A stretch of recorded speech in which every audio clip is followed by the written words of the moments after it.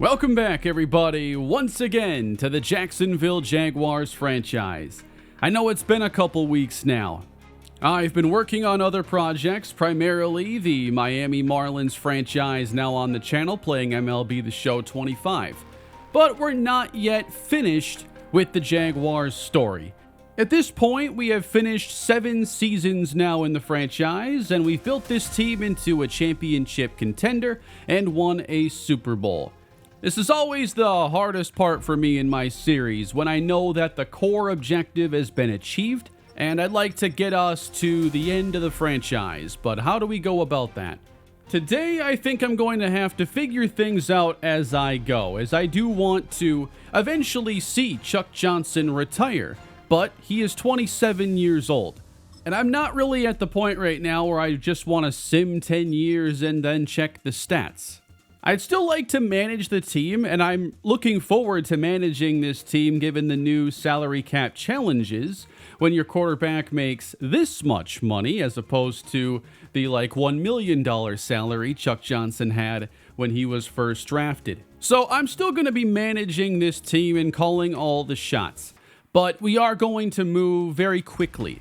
You know, we've seen and done so much in the franchise, so now it's like as we wrap things up, what really is interesting to show with this team? And I think that that's primarily how I handle the roster and the tough decisions overall.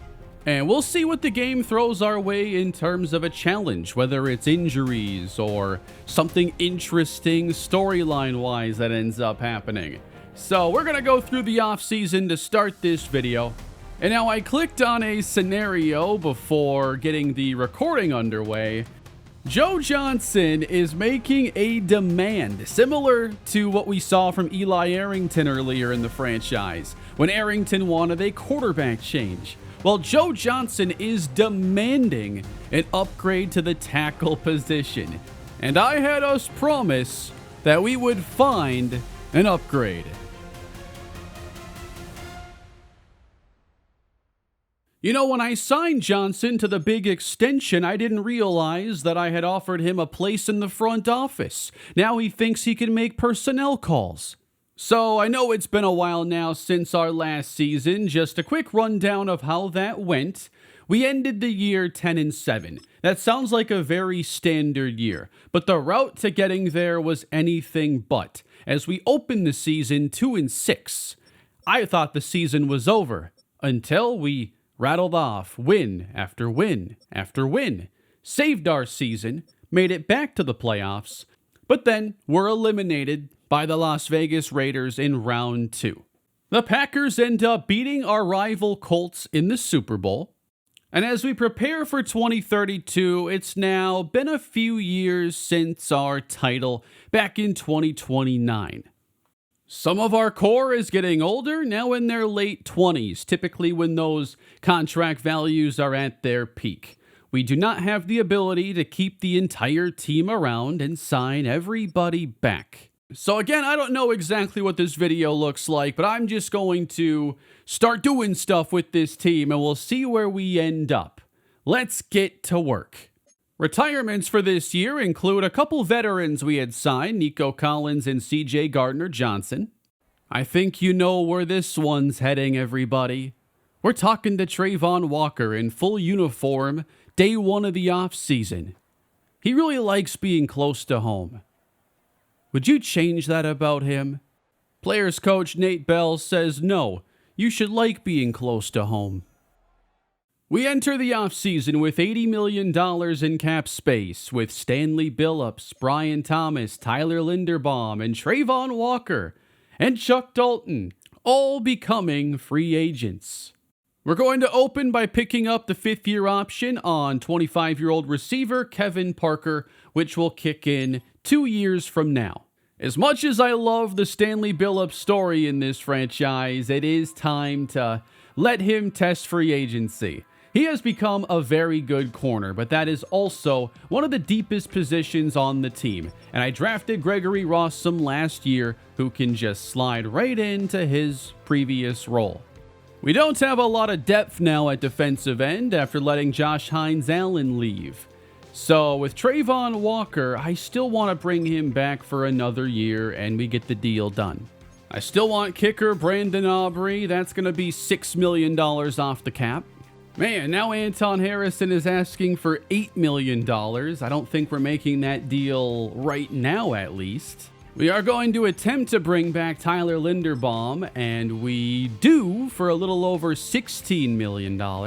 I do want to see what's available in free agency, though. I don't want to tie up too much money right now, so we are going to let Sam Cosmi test, despite his interest in coming back. We are then going to decline the 5th-year option on Thomas Ridley, as I don't think I want to start investing $18 million into tight end 2 years from now. Ridley is solid, but I don't think a priority re-sign. I have moved Chuck Dalton to inside linebacker because outside linebackers ask for pass rusher money, but Dalton doesn't want to return. He is going to be testing, and he was phenomenal to close out the season. There were so many impact plays that raised him to star development. And that's going to leave us then with Brian Thomas Jr. Now, I assumed I would likely be franchise tagging him, but let's be real, that tag is going to be outrageously expensive. We have $39 million in cap space, some offensive line concerns, and the receiver tag is $44.5 million. You know where this one's headed. Brian Thomas is now a free agent. Now, I wouldn't be doing some of these moves without a plan, right? Well, at wide receiver, let me tell you, we have lucked out in a big way. I don't think this is a draft where you take receiver in round 1 necessarily, or round 2. A lot of these players are overrated. But as soon as you get to the players now ranked 70 and under, there are a lot of underrated receivers. Players that could go on day 3 that are actually more round 3 talents. Guys who are projected undrafted, who are actually draftable players. In some cases, round 2 to 3 talent. We cannot keep everybody around, but we don't have to. This draft should set up for us to get some young receivers to now build around Kevin Parker. Tackle is a glaring need. I'm okay potentially if LaDainian Bigby starts at guard. We're going to have to find a tackle though, and there are some good options in this draft. But then outside of Kevin Parker and Reuben Ross, who emerges to play at wide receiver? The only real concern then defensively is finding another starter opposite Edgerrin Cooper. Let's see what options are out here at least. Creed Humphrey's available, Xavier Bullitt, Sam Cosmi if we just want to bring him back, Jordan Mailata, but that experiment didn't really work out last season. And then there are receivers who have a little more manageable demands. It was just that Brian Thomas didn't have a lot of interest in coming back. We're not really in the business right now of overpaying players, unless there's a really good reason. So going back to the demands of Joe Johnson then, I promised I would sign or trade a tackle, and I said that player would be at least 85 overall with 92 run block. The only player that fits that here in free agency is going to be Jordan Mailata, and I don't see us running it back here, especially for over $25 million a year. I have decided I will offer a 3-year deal to Chuck Dalton, but I'm not sure he's going to take it. We have signed our first player of the offseason. It is pass rusher Andrew Fordham. I wanted better depth there at edge this year, and Fordham's 27 years old, coming off a year where he picked up 5 sacks, 32 tackles, a career-high season for him. He signs a 2-year, $15 million contract. We have a reunion. Chuck Dalton is coming back to the Jaguars after all. I believe in him after the way that season closed, seeing him get to star dev, and consider Edgerrin Cooper is now getting older. Chuck Dalton, meanwhile, just 26 years old, entering his prime.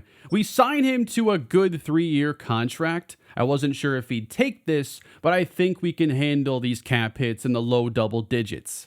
Right now, 5 teams have offered contracts to receiver Brian Thomas Jr. He will not be coming back because I signed another receiver. I have added Jared Lauderdale, also an 87 overall, but I did not have to offer his demanded contract.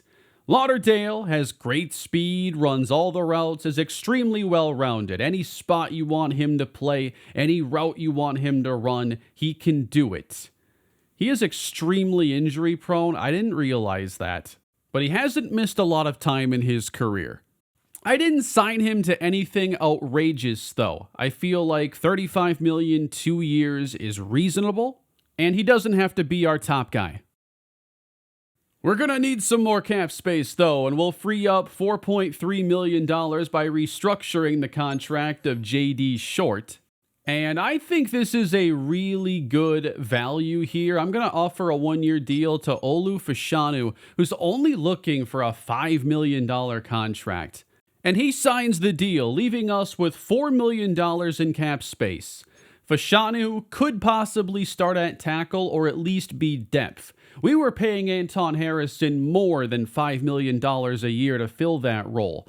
And Fashanu now will take over as a more well-rounded player and a better run blocker if he does need to start. And his sack allowed numbers the last few years haven't been too bad. I think he's gotten better.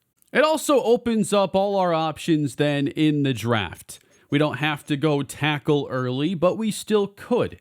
We picked this year at 25, and they're projecting we take John Gordon. Here are the big signings around the league. We see Creed Humphrey is now a Steeler. Receiver Xavier Bullitt goes to Baltimore. Sam Cosmi now to the Atlanta Falcons. And Brian Thomas Jr. is a Pittsburgh Steeler. Stanley Billups, he goes to Miami. He's teammates now with Eli Arrington. Going into the draft, I don't think there are any glaring issues on the team. We can kind of just take the board as it falls to us and try to get the best player. But I would like to get a good young offensive lineman at some point. Keep in mind, as I've done a lot of trading over the years in the draft, we do not own a second-round pick. But it might be a good year to have the extra 4. I spent private workouts on a few players, including James Harrison, who will have round 1 to 2 talent at tackle, Tim Jackson, round 1 to 2 talent at guard, and then John Gordon. I actually thought a young linebacker did make some sense. We do get true round 1 talent with him. What are the Vikings doing picking number 1? They're usually good in franchise. What happened? They go pass rusher Chauncey Roper.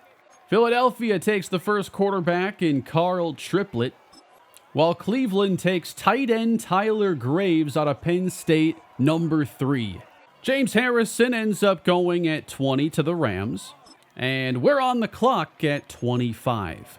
I thought about trading down here, but I do like the chance to get a plug-and-play starting guard, and that is Tim Jackson, who is both a solid pass protector, also pretty dominant in the running game. His strength isn't overwhelming, it's only solid, but 30 reps and 33 at the pro day should make his strength at least decent. And he's our first round selection. 29 in true value, drafted at 25, and we continue to draft former basketball players, apparently. That's like 3 in the last 2 drafts. High ceiling as a run blocker. And Jackson has hidden development. Great start. After all those years of trading up in the draft, I'm more so letting the draft come to us, as we need some more rookies that can hold down certain roles on those cheaper rookie contracts. But I did like where this draft set up for round 3, specifically with receiver and then a couple linebackers, who I think they've both been drafted now. My favorite options have. But I still have Montel Waters here with B-man, B-zone coverage, B awareness, A hit power. If he's a good athlete, he's a good pick in this area. And outside of strength, looks decent. But I think my pick here is going to be a wide receiver, and I like Justin Boston out of Arkansas. He's a really good, well-rounded athlete, runs 4.4. His acceleration grades out even better than that, and I like getting C short route running, along with medium, catching, B catching traffic. So I think he's kind of a slot that could maybe develop into more. Release isn't in a great spot, but We're going to make Justin Boston our second pick, 89 overall. And he's 58 in true value, so it is a good spot to take him. Normal development, but I like the skill set. Wow, Montel Waters was projected to go 118. He ends up going 101. I was going to think about a trade up and maybe like 10 picks. I still have a fit here that can provide some depth for going to draft Joey Blankenship now at 119. But, okay, that is a colossal reach. At least he has a nice suit. I've got to double up on receiver here, and I don't want to wait around too long. We are going to draft Ladarius Downs, who has second to third round talent, runs in the 4.4s. Just get more receiving talent we can try to develop. He's very raw, but round 2 to 3 talent is going to make this a really good pick. And it's another former basketball player. This is unbelievable. Does he have NFL speed? Well, he's 6'6" with 93. Isn't that enough? I think that was the right time to take him because all the receivers better than day 3 are now gone. So kind of by the 4th round, you might want to be looking at those obvious steals because they won't stick around.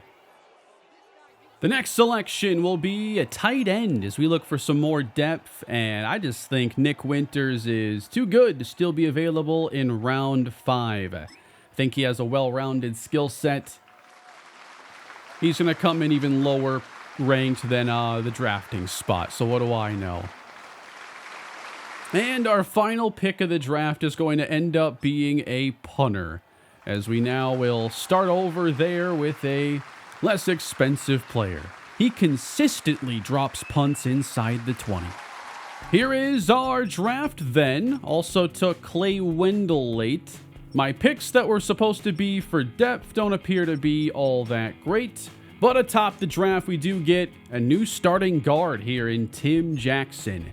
Always need to have a couple developing rookie contract linemen here. Once you're paying like a receiver big money, a quarterback big money, you have 5 offensive linemen. They can't all be veterans. And then Justin Boston, he's going to be able to compete for some playing time early on. The route running, I like where it is right away. You can always train the deep route stuff if you want him to do that. But I think as a slot receiver, he could have a really good future. I also took Ladarius Downs a couple rounds later, whose overall is the same. I'd probably look to develop Ladarius Downs a little bit differently. I don't think I've seen too many 80 overall rookie tight ends. This is Tyler Graves, who went number 3.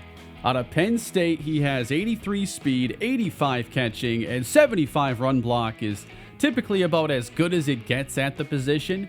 And the route runnings are all 71 across the board, which I think as a sum is better than typical rookie tight ends. 87 spec catch. That's pretty exciting to get 80 overall at tight end. All right, we're adding a new backup quarterback now. It is going to be Tua Tagovailoa. We'll also bring back running back Kevin Green. And linebacker Jalen Carleys is our 3rd starter. These are the 6 focus players we are going into the season with, rookie Tim Jackson, and then 5 other key starters. And by the time we get to the regular season, Tim Jackson already has a pair of upgrades, and we are going to find his development after basically 1 game. So we'll stick a point here into pass protector and a second into agile. We'll upgrade Gregory Rossum, hopefully pushing him to an 80 as he now becomes one of our starting cornerbacks.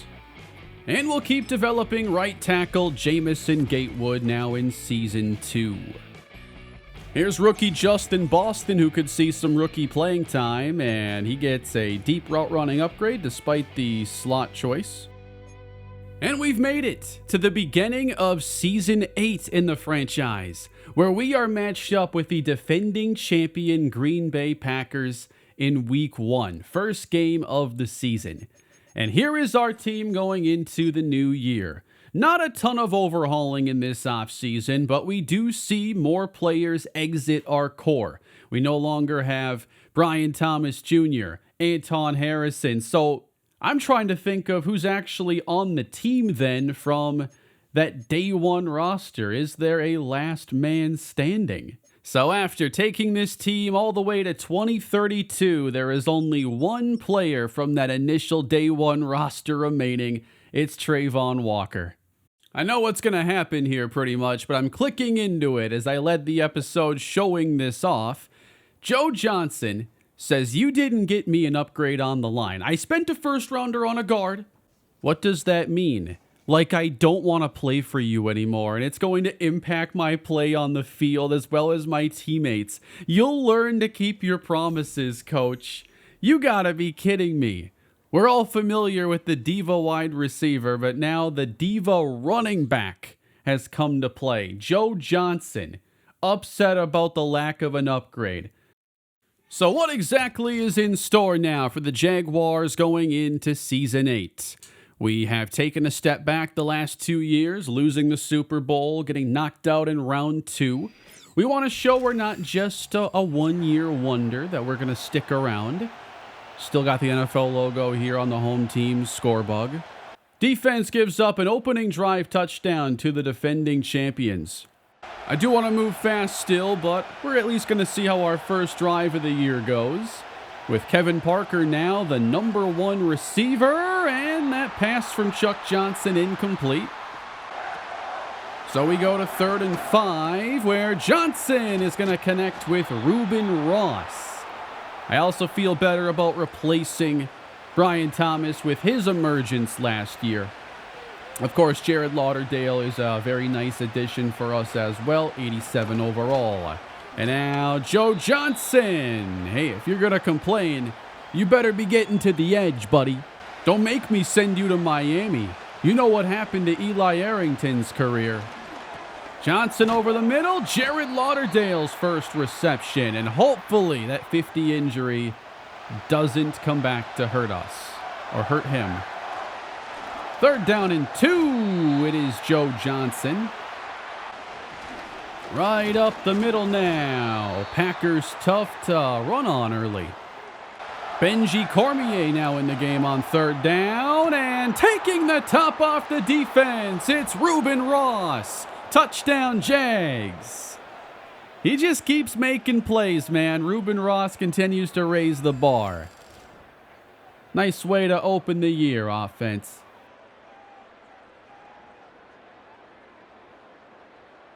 Oh, by the way, I was getting some thumbnail shots here for Chuck Johnson. Didn't realize our pal Jonathan Moore is here photobombing. And the defending champs aren't having a whole lot to celebrate here in the season opener as the Jaguars are bringing the fight to Green Bay.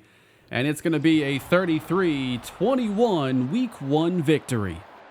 Chuck Johnson throws 3 touchdowns for 329 yards, an excellent season debut, while Joe Johnson ran for 33 yards. How are you going to complain and have a long of 7 on 14 carries? Jared Lauderdale has an incredible debut, 9 catches, $132 and a score. He also ran one in despite having 2 carries for -2 yards. Lauderdale, Ross, and Parker all scored, while Alex Ratliff and Chuck Dalton combined for 3 sacks, and Bryce Weaver collects an interception. You know, it's hard to get invested here in the early season games when we just had a 2-6 start, showing that despite, an awful start to the year, we could still go to the postseason.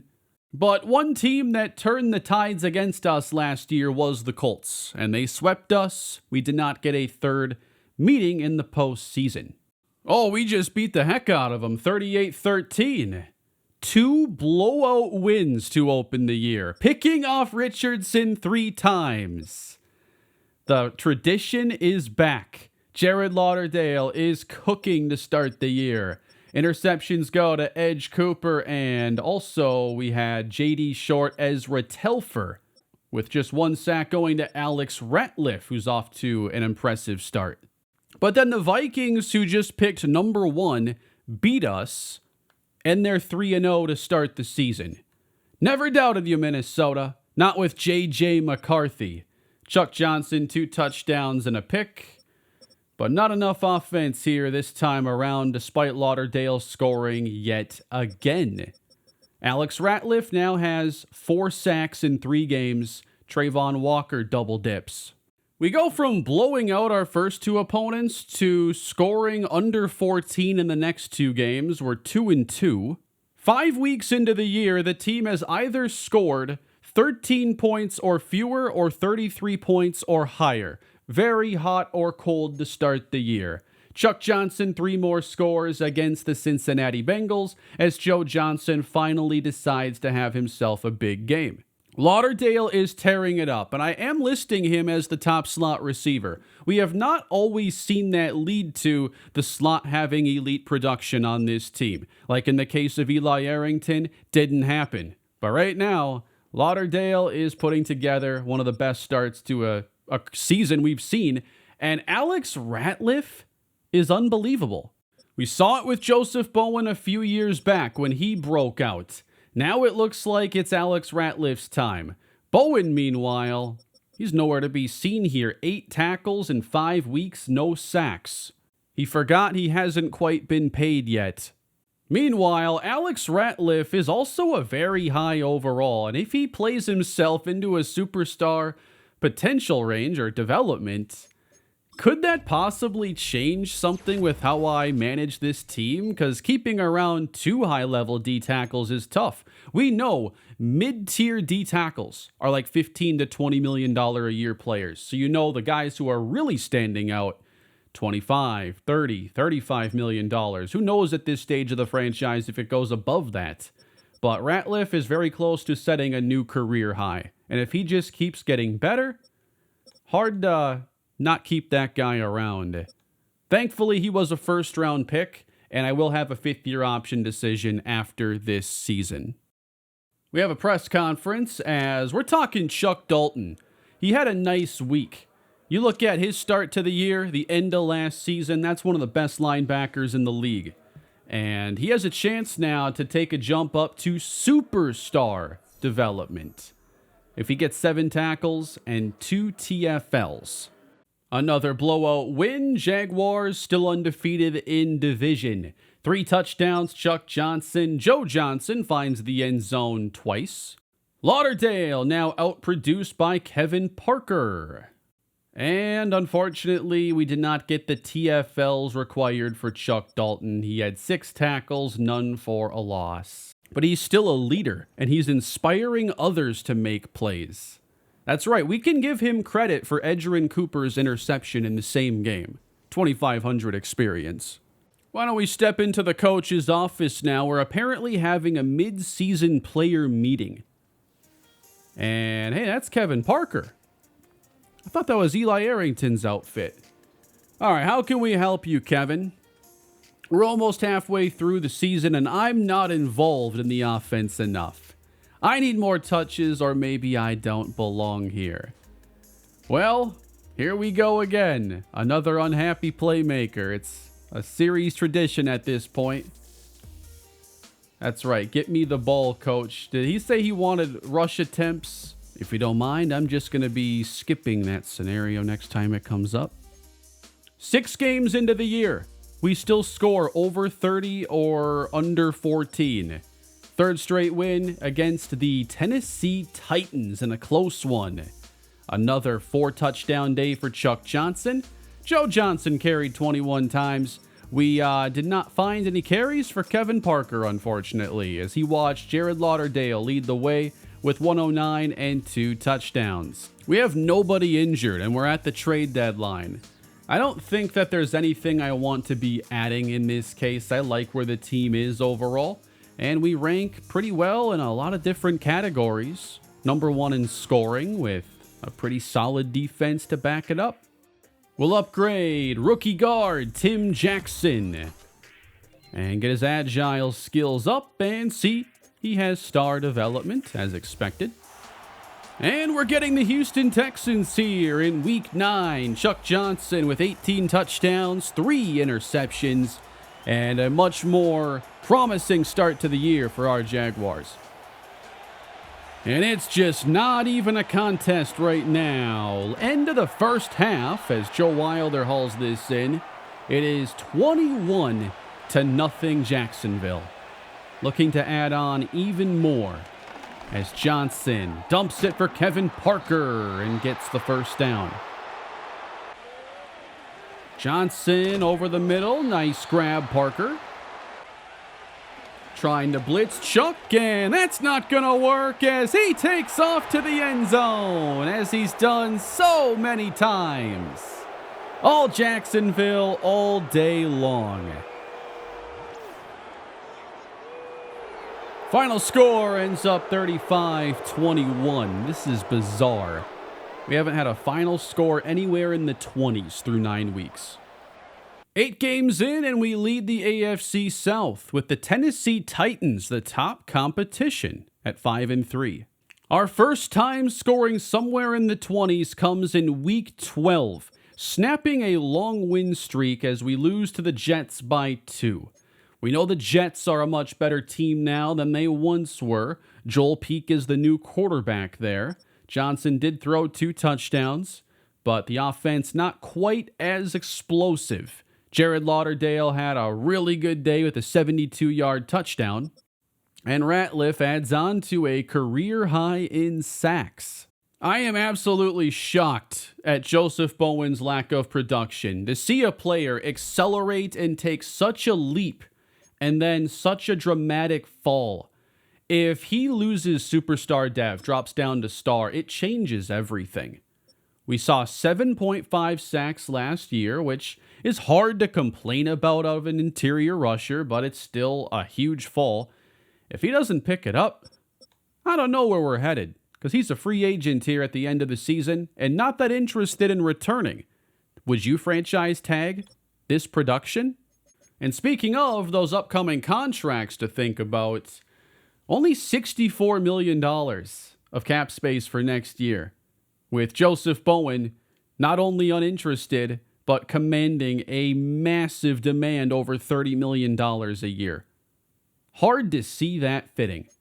Ezra Telfer, this is over $20 million a year to keep around an excellent, well-rounded cornerback. Trayvon Briscoe is going to be a free agent. Linderbaum again. Thomas Ridley. You run out of money here pretty quickly. Even Reuben Ross would be a free agent. Would Ezra Telfer take something a little more team-friendly? $82 million over 4 years. That's $20.5 a year when he's originally demanding $24.6. And unacceptable, even when considering that I want to continue playing here. So that was not a good offer.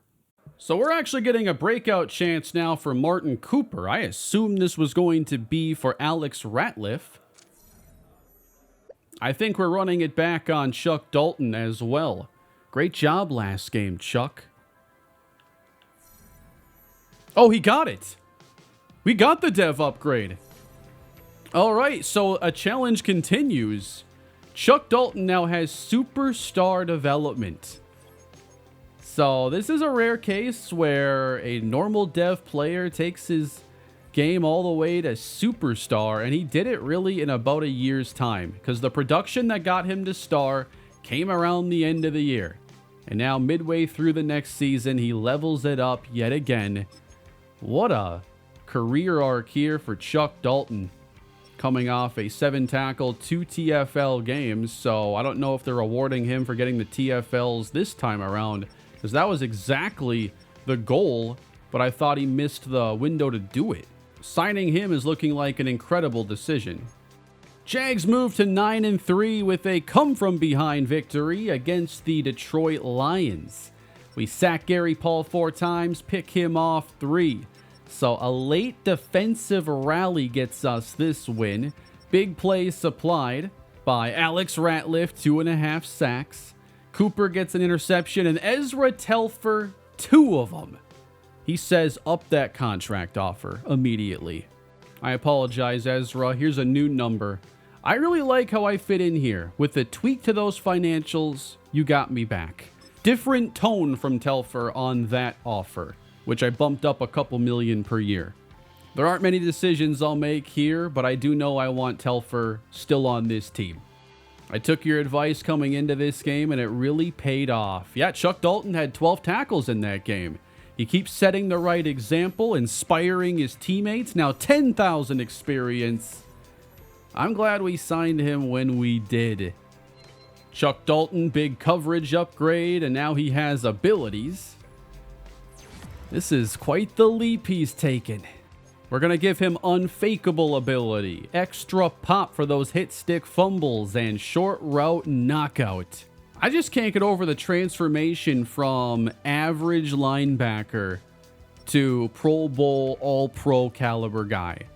And then whatever it is with Joseph Bowen is like the exact opposite. I thought we had our next like Aaron Donald caliber player. He was like 23 years old, looked like the best defensive tackle in the league.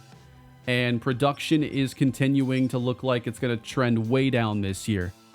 We have clinched the AFC South with a few games still to go. The Titans at 8-7 are in second and can't catch us. And Jacksonville's season ends with a 13-win regular season that only gives us the 3 seed.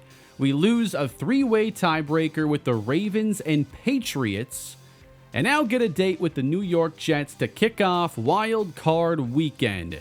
Back in the postseason again in the franchise, and for us, this is now the 5th consecutive year.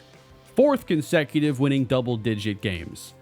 And I like the team and the way they played this year a lot.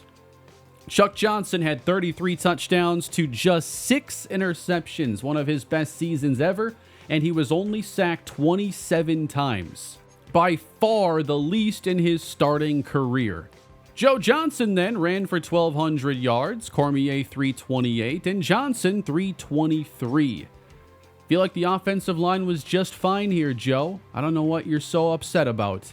Jared Lauderdale, what a season! Breaking out with 1,500 yards, 17 touchdowns, 97 catches. I did not think he would just far and away exceed everybody's production. Lauderdale stayed healthy, and he led the way for this receiving core in such a massive way. That rarely happens. Like the year 5 breakout where you just double your usual yardage total. Kevin Parker, meanwhile, does see his numbers drop significantly as it was more comparable to Reuben Ross. Thomas Ridley, a quieter year, but still a solid tight end. And a few catches here down the board for everybody else, but really just getting 3 receivers involved. And we stayed extremely healthy this year. For the offensive line, the tackles only gave up 7 sacks each, which is pretty good by series standards. This is probably the best offensive line we have ever had in the franchise. And on defense, Chuck Dalton leads us in tackles, along with having 2 sacks and an interception. Edgerrin Cooper picks off 7 passes, which should help him fight against regression and maintain his very good ratings that make him nearly a top 10 linebacker. Short and Telfer each have 3 interceptions, while we don't see new starting cornerback Gregory Rossum intercept any. I don't know what happened here, but Delonte Reddick ended up getting like all those snaps. I had Rossum 3rd on the depth chart. I don't think he had gotten hurt or anything, but I could have made a mistake or something got reset. He still played 303 downs, but that is not as much as you would think.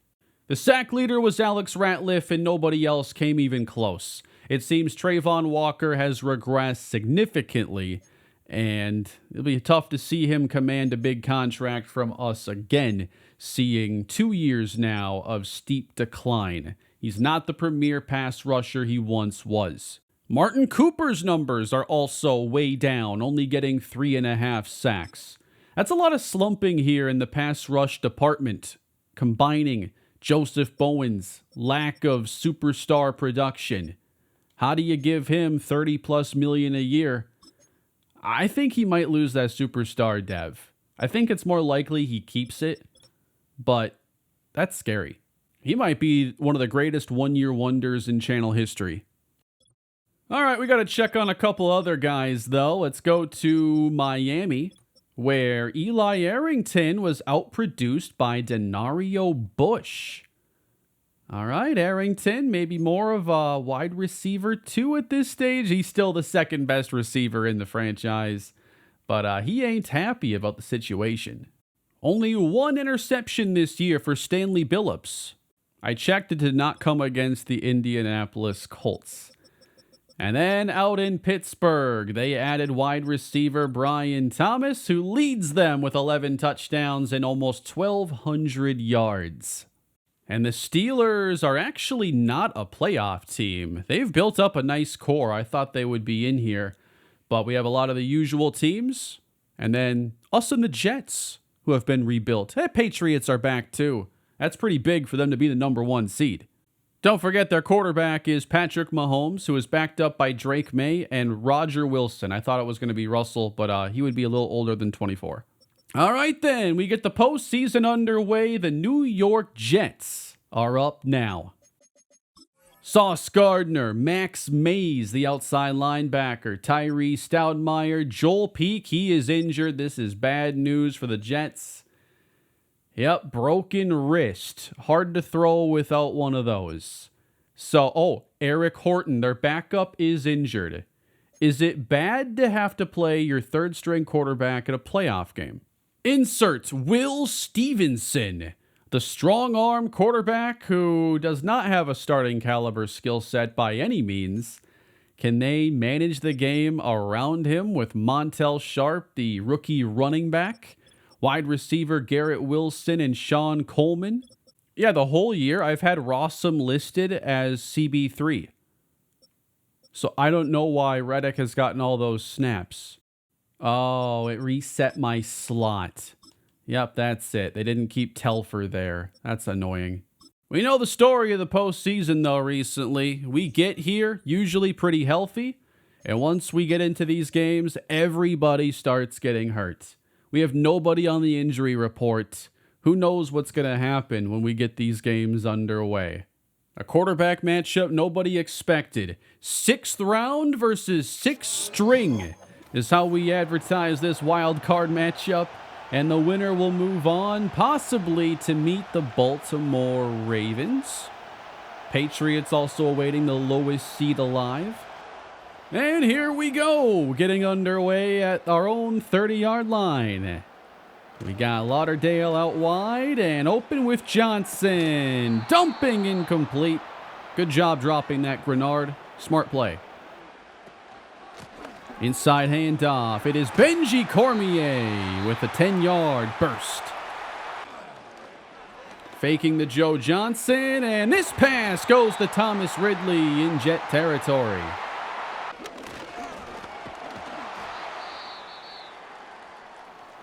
Oh, we just saw it happen. Kevin Parker had to leave. I don't know what it is about the playoff games in particular, but I'm starting to think it's not a coincidence. Dumped off Joe Wilder. Like, Parker has been on the team now for like 4 years. He's played in like 2 career playoff games because he just gets hurt every wild card weekend. 3rd and 6, incomplete.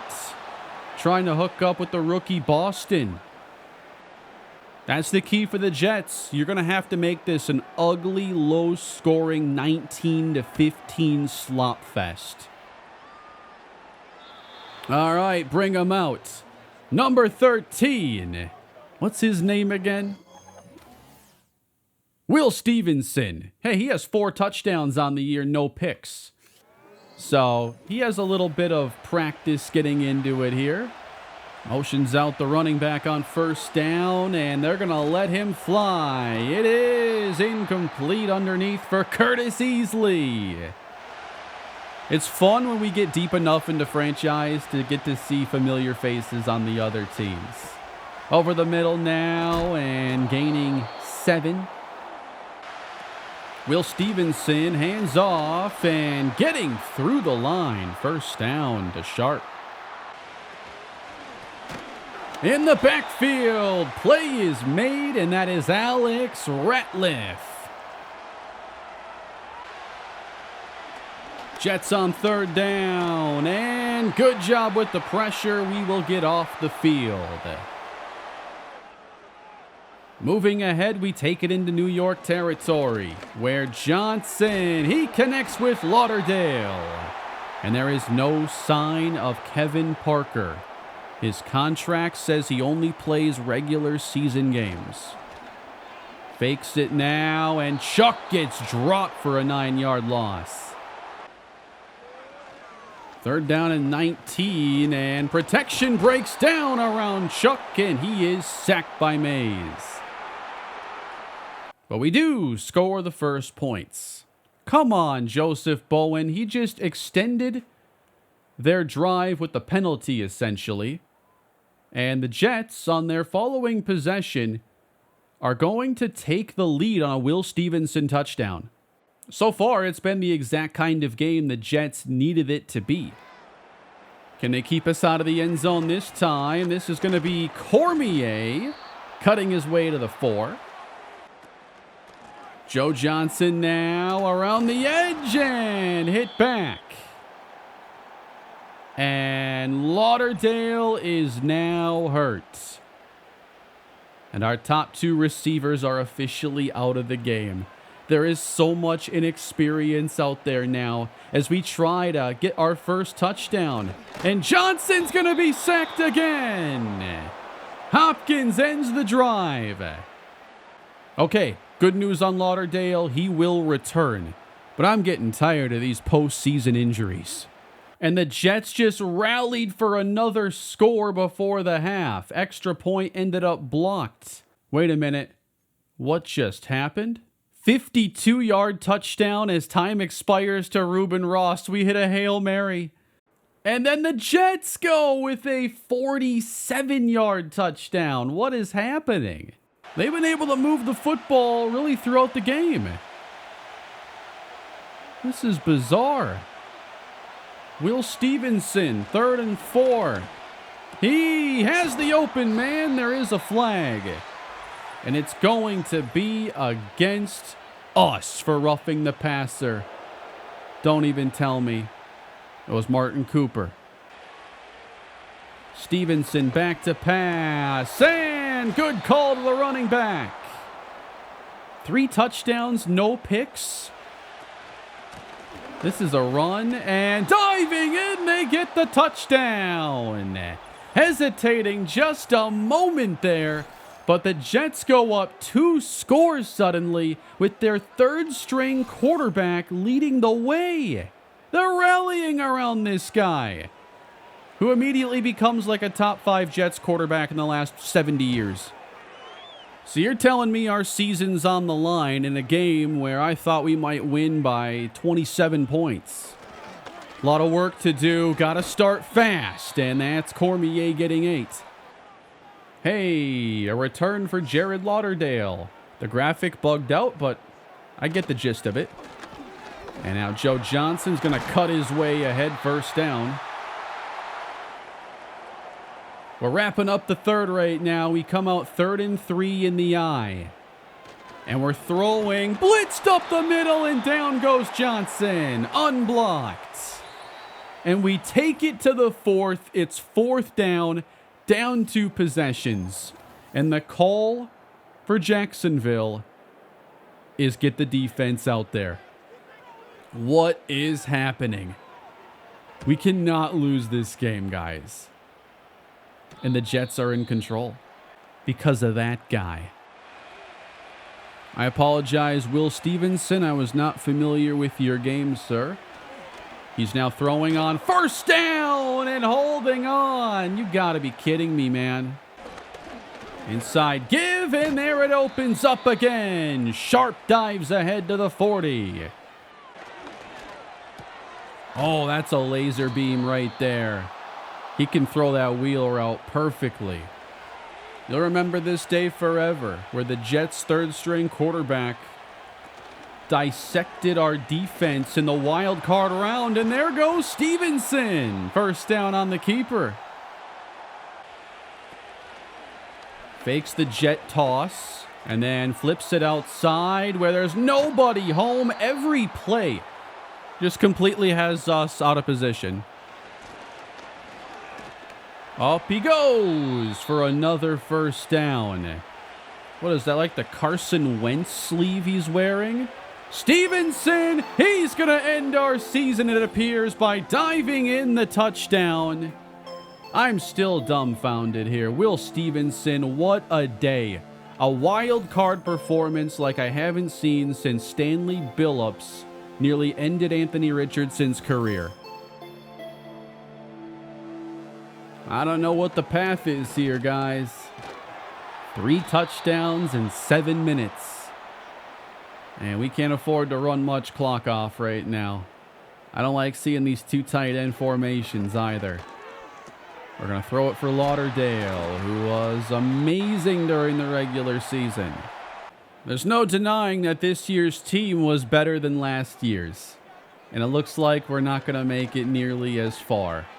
That is intercepted! Sauce Gardner, sideline, and he will take it inside the 5.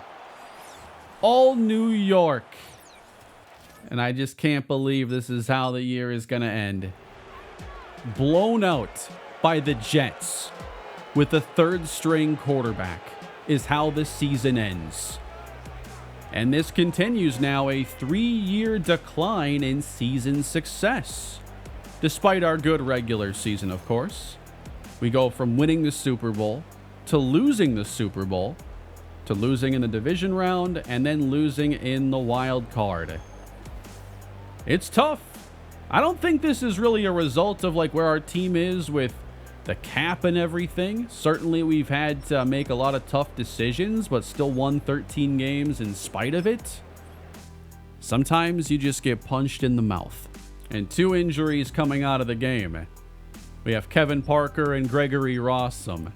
I think at this point, it can't just be coincidence that injuries pile up more in the postseason. Like Kevin Parker, it's happened 4 years in a row. And simply for that reason, I'm going to drop injuries. I don't know what the default value is, but I'll go down to, I think it's like 15 or 10. I'll just go 20. So let's take this then to Super Bowl week. All right, you got New Orleans and then a team built out of LSU talent, the Bengals. The Jets ended up going to the AFC Championship. That's unbelievable. But they didn't play their best quarterback in that game, and Joe Burrow had the game of his life. Oh man, they didn't even play Stevenson in their second game against the Patriots, but they had won that one. So Stevenson did his job, handed things off, and the Jets made a really good run at it. Joe Johnson, superstar X Factor. That's pretty big. And on defense now, it's too early to see if anybody fell. But all looks to be the same here. Outside maybe Carly's having a star dev kind of popping off there randomly. But you have to get past this stage. Like this is where they move players up development-wise. But then once you get past Super Bowl week, then it rebalances things. And that's where guys lose dev. Cincinnati loses the Super Bowl. It's the New Orleans Saints who win 34-24. And Brad Griffin is a Super Bowl MVP. We know Brad Griffin in this series. He started things off in Indianapolis.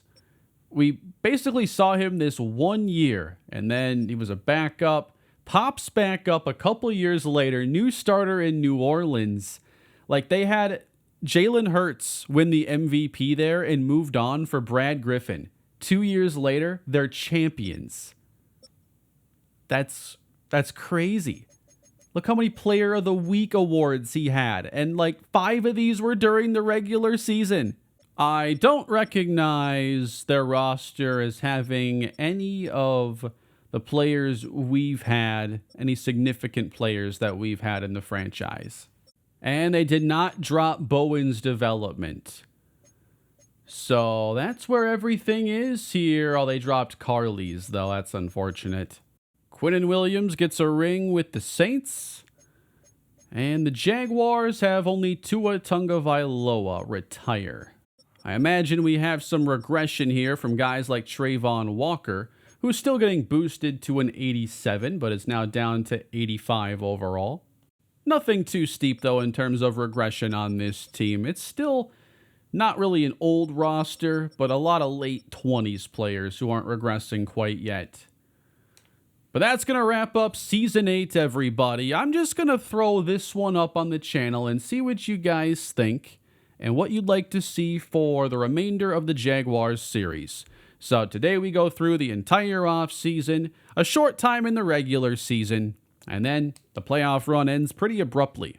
I'd love your thoughts down below in the comments section, what you thought of this video and what you might like to still see from what we have remaining. But thank you all for watching this video. I wasn't quite done with this series yet, although my focus is primarily on the Miami Marlins franchise. Ideally, we would wrap up the series soon, and I do want to just do it in the most fun way possible and not have it take too long. So leave your thoughts down below, and I'll catch you guys in whatever the Jacksonville Jaguars have next for us.